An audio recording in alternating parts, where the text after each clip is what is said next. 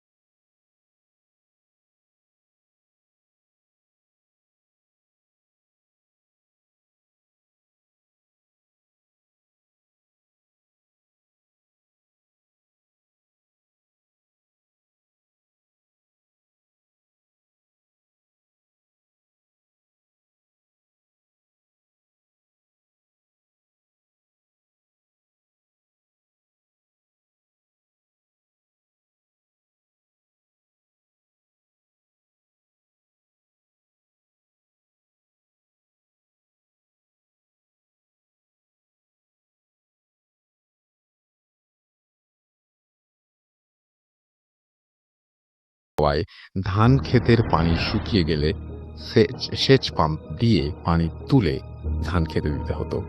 বড় আব্বু যখন ধান ক্ষেত দেখে চলে আসবেন, তখন পাশের একজন চাষি ওনাকে সেচ পাম্পের পানি লাইন কোন দিক দিয়ে দিতে জিজ্ঞাসা করলেন। তিনি বললেন, পানির লাইন আমরা জমির দিক দিয়ে দেন।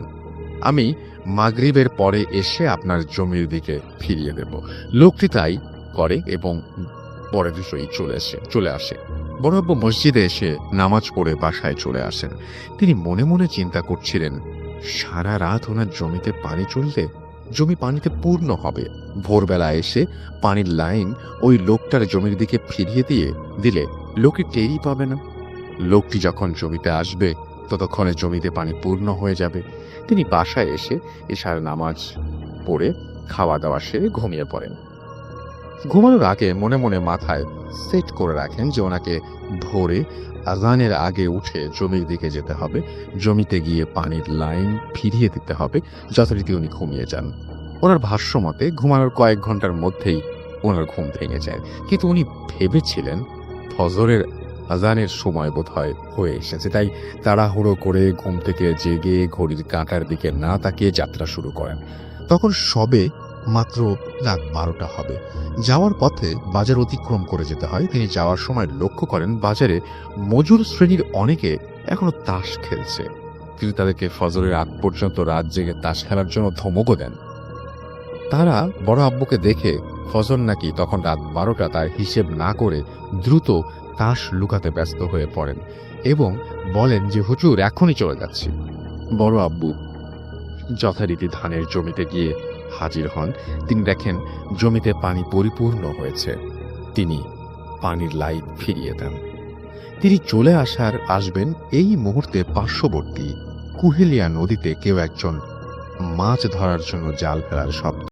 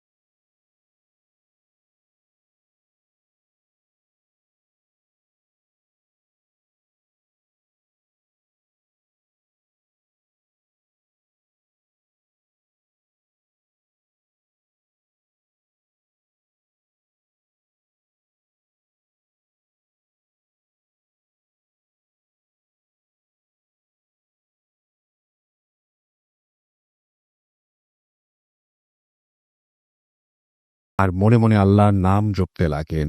একটু পরে মাছ ধরার শব্দ শুনতে পেলেন। সেদিক থেকে ৬-৭ জন বাচ্চা মেয়ের কান্না শুনতে পান, যেদিক থেকে মাছ ধরার শব্দ তিনি শুনতে পেয়েছিলেন। তিনি স্বভাবতই বাচ্চাদের প্রতি একটু আগ্রহী, বাচ্চাদের খুবই আদর করতেন। বাচ্চা মেয়ের কান্না শুনে ওনার অন্তর কেঁপে উঠল। ওনার পা অবশ থাকার কারণে আর কিছু একটা ঘটে যাওয়া ঘটনার কারণে ওইদিকে যাওয়ার সাহস তিনি করতে পারলেন না। এটা কি আসলেই বাচ্চার কান্না নাকি সেই মহিষ জোড়া, বুঝতে পারছেন না। এত কিছু চিন্তার মাঝেও তিনি কিন্তু দোয়া পাঠ বন্ধ করেননি। কিছুক্ষণ পর পর দোয়া পড়ে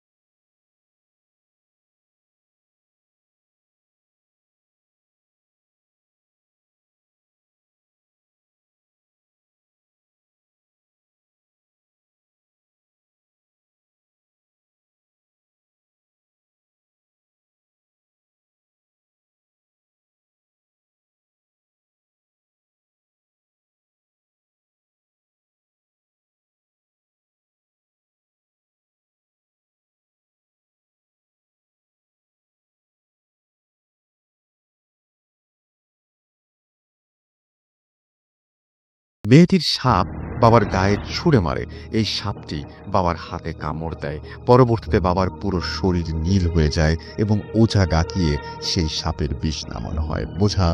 ওঝা বাবাকে একটা তাবিজ দেয়। এরপরে তেমন আর কিছু হয়নি অনেকদিন। বাবা তার শ্বশুরবাড়ি বেড়াতে যান। কিছুদিন পর সেখানে গিয়ে একদিন পুকুরে গোসল করতে গিয়ে বাবা হাতের তাবিজটি হারিয়ে ফেলেন। বাসায় এসে তিনি লক্ষ্য করেন যে তার তাবিজ হারিয়ে গেছে।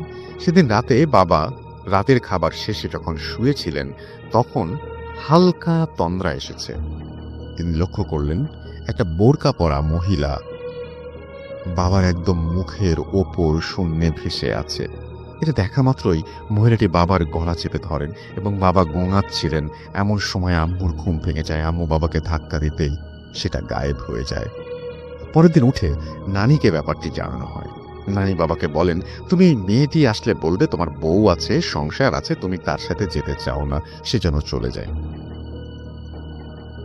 আমাদের নানির বাড়ি অনেক বড় বাগান ছিল।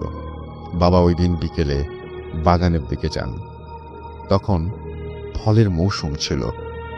বাগানের দিকে গিয়ে ভেতরে অনেক দূর থেকে দেখতে পান সাদা কাপড় পরে একটা মেয়ে ভেসে ভেসে আসছে। বাবার কাছে এসে মেয়েটি বাবাকে বলে, আমি তোমাকে আমার দেশে নিয়ে যেতে চাই। তখন বাবা দাদির দাদি নানির বলা কথাগুলো মেয়েটিকে বলে যে তার সংসার আছে, তার স্ত্রী আছে, তাকে যেন ছেড়ে দেয়।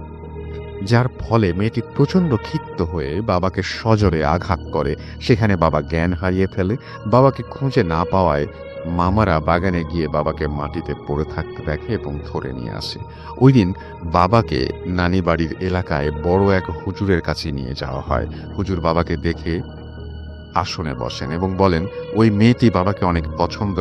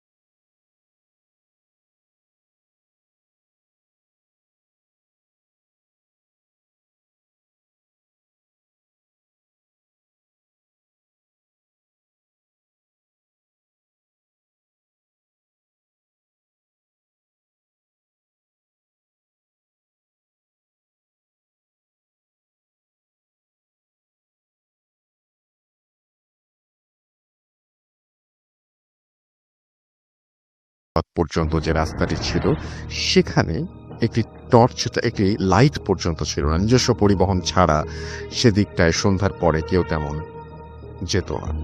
যাই হোক, ঘটনায় ফিরে আসি। আমরা 10টা 10 অথবা 10টা 15 দিকে রওনা দিই। আমি ড্রাইভ করছিলাম। আমার একটি ফ্রেন্ড আমার পাশে ছিল, আর বাকি এক ফ্রেন্ড গাড়ির পেছনে বসে মোবাইলে কথা বলছিল। নেভাল থেকে পতেঙ্গার দিকে টার্নিং ছিল এবং সেটা পর্যন্ত খুব ভালোভাবে এলাম। পতেঙ্গা সমুদ্র সৈকতে প্রবেশের যে জায়গাটি আছে সেটি পার হওয়ার পর মূলত ঘটনা শুরু হয়ে যায়। আমরা চট্টগ্রাম ছিলাম বা এখনো আছে, তারা যারা আছেন চট্টগ্রামে তারা সব ভালো করে জানেন যে পতেঙ্গার পুরো রাস্তাটি ঝাউবনে ঘেরা। আমি তখন একটি সিগারেট ধরালাম এবং হাতেই গাড়ি ড্রাইভ করছিলাম আরেক হাতে। গাড়ির গতি তেমন বেশি হবে না, 30 কি 40 কিলোমিটার/আওয়ার। হঠাৎ করে আমি রাস্তার বাঁ পাশে গাড়ির হেডলাইটের আলোয় একটা মেয়েকে দাঁড়িয়ে থাকতে দেখলাম। মেয়েটি ধূসর কালো টাইপের একটা জামা পরা ছিল, দেখতে অনেক সুন্দর ছিল। মেয়েটি তার হাত এমনভাবে রাস্তার দিকে ধরে রেখেছিল যেমনটা আমরা যখন কোনো লিফট চাই ওইরকম একটা ভঙ্গি করি। তখন আমাদের গাড়িটি মেয়েটি থেকে 50-60 গজে দূরে ছিল। আমার ফ্রেন্ডকে আমি জিজ্ঞেস করলাম, তুই কি দেখেছিস? সে বলল, হ্যাঁ দেখেছি। সে বলল, মেয়েটা তো বিপদে পড়েছে, গাড়িটা থামা। কিন্তু আমার তখন মনে একটু খটকা লাগলো। আমি জানতাম এই রাস্তাটা প্রায় ছিনতাই হতো, আর রাতে একটি মেয়ে এখানে আসার প্রশ্নই ওঠে না। তাই গাড়িটা না থামিয়ে চলে যায়। ব্যাপারটি ততটুকু পর্যন্তই সীমাবদ্ধ থাকলেও খুশি হতাম। এরপর যা ঘটলো তা আমি প্রস্তুত ছিলাম না এবং আর কখনো সেরকম অবস্থায় পড়তেও চাই না। মেয়েটিকে ফেলে আসার ঠিক 2-3 মিনিট আমরা সেই মেয়েটিকে আবার দেখতে পাই, একইভাবে রাস্তার বাম পাশে দাঁড়িয়ে গাড়ির জন্য লিফট চাচ্ছে বা হাতের ইশারা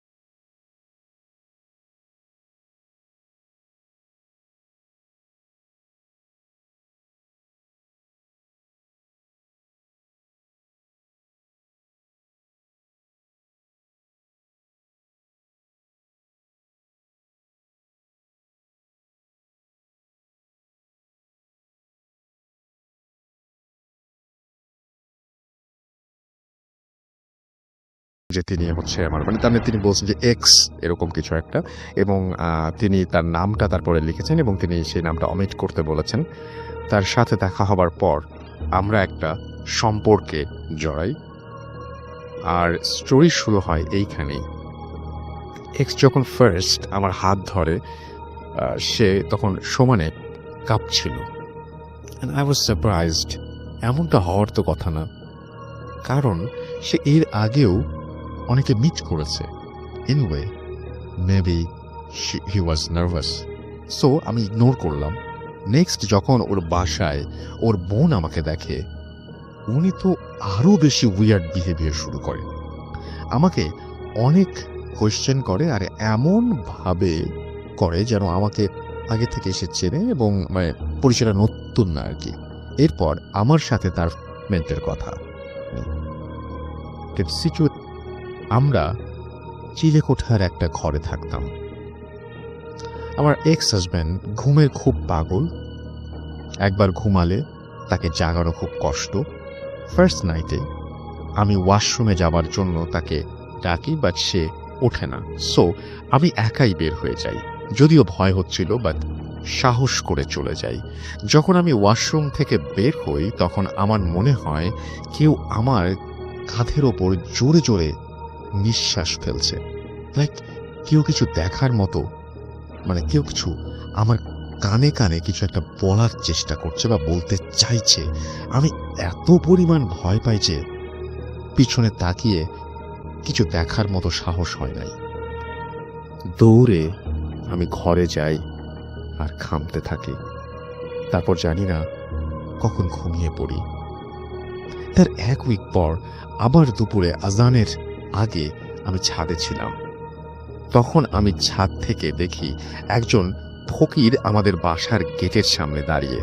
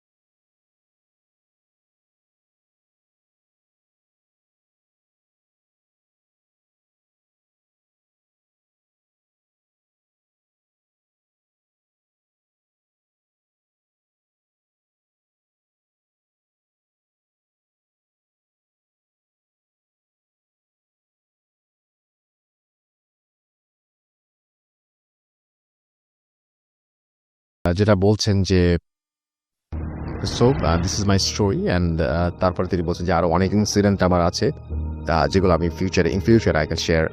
আর তারপরে তিনি বলছেন যে তিনি তার জন্য প্রে করতে বলেছেন এবং এবং আমাদেরকে ধন্যবাদ জানিয়েছেন। Thank you very much. আমি আপনার ঘটনাটা পড়লাম, একটু থেমে থেমে পড়তে হলো যেহেতু ইংরেজিতে লেখা ছিল, বাট ঘটনাটা এত সুন্দর, মানে আমি সুন্দর বলছি কিন্তু আপনার লাইফে অনেক বড় একটা চেঞ্জ নিয়ে এসছে। এটা আপনার জন্য খুব খারাপ লাগছিল যখন পড়ছিলাম সেই মুহূর্তে, এবং আমার সত্যিই খুব কষ্ট হচ্ছিল যখন আপনার ব্যাপারগুলো জানছিলাম। একটা বাচ্চাকে হারানো এটা অনেক কষ্টের ব্যাপার, এবং তার চেয়েও কষ্টের ব্যাপার যে একটা ঘটনা সারা জীবন, মানে এরকম একটা ভয় আতঙ্ক আপনি বলছেন যে এখন আপনি ফিল করতে পারেন এটা বয়ে নিয়ে বেড়ানো।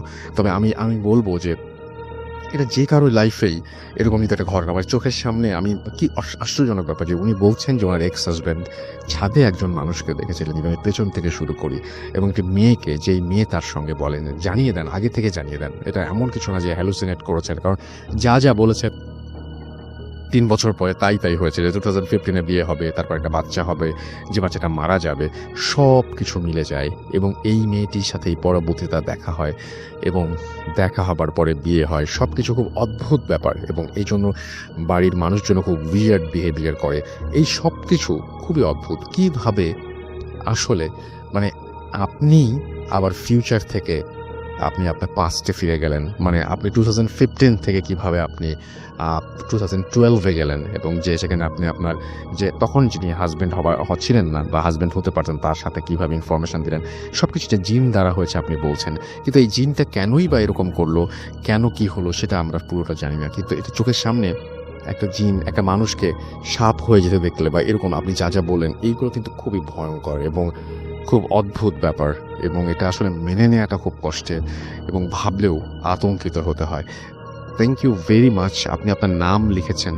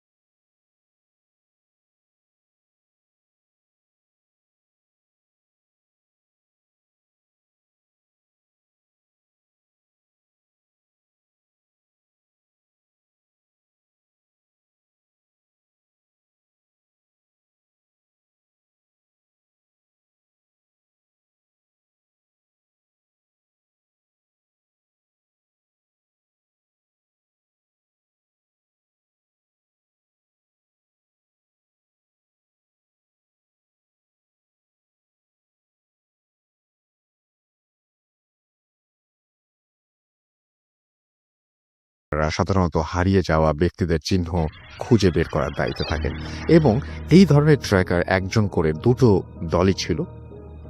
খোঁজ শুরু হয় 2 ঘন্টার মধ্যেই তারা সেই দম্পতির পায়ের ছাপ খুঁজে পান।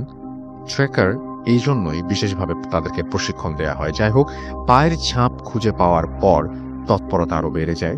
দ্রুত ছাপ অনুসরণ করে তারা একটি ক্রিকের ধারে চলে আসে। ক্রিক মানে ছোট খালের মতো, এবং ক্রিকের ধারে একটি বড় পাথরের ওপর তাদের শেষ ছাপ পাওয়া যায়। কিন্তু আশেপাশে কোথাও সে দম্পতির কোনো চিহ্ন ছিল না। তারা যেন স্রেফ হাওয়ায় মিলিয়ে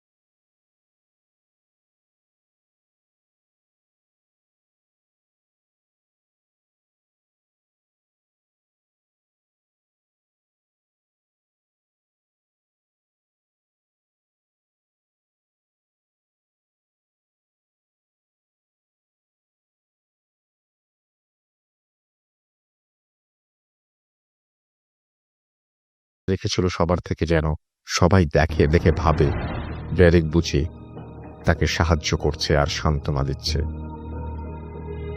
আর প্রশ্নগুলো এতটাই অপ্রত্যাশিত ছিল যে ডেরেকও তখন কিছু বুঝে উঠতে পারেননি। সাধারণত কেউ হলে হয়তো বোবার মতো তার মুখের দিকে চেয়ে থাকতো। ডেরেকের ট্রেনিংই হয়তো তাকে খুব শীঘ্রই রিয়্যাক্ট করতে সাহায্য করেছে। যাই হোক, তিনি তবুও অ্যালেক্সার আবার কিছু প্রশ্ন জিজ্ঞেস করার জন্য সময় চান, কিন্তু তা নাকচ করে দেয়া হয় অ্যালেক্সের শারীরিক অসুস্থতার জন্য। তাকে যত দ্রুত পারা যায় হাসপাতালে অ্যাডমিট করতে বলা হয়। তাই কিছু না পেরে তিনি অ্যালেক্সার সাথে অফিসার যাচ্ছিলেন তাকে সংক্ষেপে সবকিছু খুলে বলেন। তিনি ডেরেককে আশ্বাস দেন যে অ্যালেক্সাকে জিজ্ঞাসাবাদ করা হবে। হেলিকপ্টার নিয়ে চলে যাওয়ার পর তার বলে যাওয়া এই কথাটা তার মাথায় ঘুরছিল, তোমার মেয়ে আর স্ত্রীর খোঁজ নাও। তিনি সাথে সাথে বাসায় ফোন দেন। প্রথমবার কলটি রিসিভ না করা হলেও দ্বিতীয়বার কলটি তার স্ত্রী রিসিভ করেন। সংক্ষেপে তিনি ডেরিককে জানান 10-15 মিনিট আগে তার ড্রাইভ ওয়েতে একটা অ্যাক্সিডেন্ট হয়। যখন তারা, অর্থাৎ ডেরিকের স্ত্রী আর তার মেয়ে গাড়ি নিয়ে বের হবার ঠিক তখন একটা এসইউভি এসে তাদের গাড়িকে পেছন থেকে ধাক্কা দেয়। হালকা চোট পেলেও তারা সুস্থ আছেন। ডেরেক মাথায় তখন কিছুই কাজ করছিল না, তিনি কিছু না বলেই ফোনটি রেখে দেন। আর এই অ্যাক্সিডেন্টের সাথে অ্যালেক্সার বলে যাওয়া কথার সূত্র মেলাতে চেষ্টা করেন। স্রেফ নিজেকে মনকে সান্ত্বনা দেওয়ার জন্য ডেরিক তার এক বন্ধুকে সব খুলে বলেন। তিনি ডেরিককে যত সম্ভব সাহস দেওয়ার চেষ্টা করেন আর বলেন যে একটা কাকতালীয় ব্যাপার। যদিও টম তখন রুকি ছিলেন, কিন্তু ঘটনাবশত তিনি ডেরিকের কাহিনী শুনে ফেলেন, তাই তারও কৌতূহল সৃষ্টি হয়। তারপর অ্যালেক্সার বয়ফ্রেন্ড জেরেমিকে খোঁজা আবারও শুরু হয়। ওই দিন পুরোটা ব্যয় করা হয় তাদের জন্য। একসময় সন্ধ্যা ঘনিয়ে আসে। অনেকেই যারা নতুন স্কোয়াডে আছেন তারা গত রাতের কথা চিন্তা করে খানিকটা উদ্বিগ্ন হয়ে পড়েন। যখন খোঁজা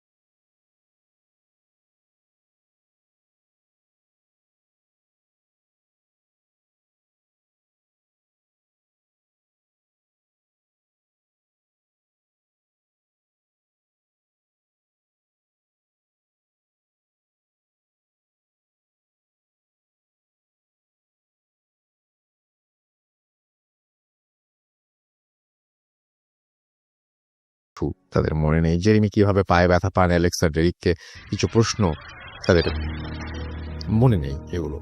এবং অন্যদিকে ডেরিকের স্ত্রী সাথে যে অ্যাক্সিডেন্ট হয়েছিল সেই গাড়ির মালিককে প্রশ্ন করা হয় তিনি কিভাবে গাড়ির নিয়ন্ত্রণ হারান। তিনি জানান যখন গাড়ি চালাচ্ছিলেন তখন হঠাৎ করে স্টিয়ারিং এর হুইল আটকে যায় আর তিনি গাড়ির ওপর কন্ট্রোল হারিয়ে ফেলেন। মজার বিষয় হলো গাড়িটি একদম ঝকঝকে নতুন ছিল, মাত্র কয়েকশো মাইল চালানো হয়েছে তিনি এটা কেনার আগে। আর স্টিয়ারিং হুইল আটকে যায় ডেরিকের বাড়ির প্রায় 50 গজ আগেই। তার মানে দুর্ঘটনা যে এখানেই ঘটবে একটা ধার্য অথবা নির্ধারিত ছিল। এই ঘটনার পুরো বর্ণনা, ঘটনার কিছু কিছু অংশ নিজে